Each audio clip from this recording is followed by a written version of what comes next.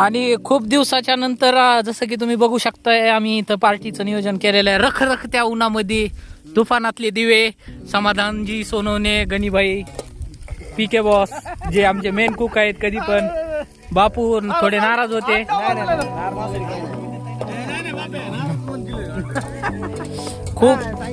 खूप त्यांना मान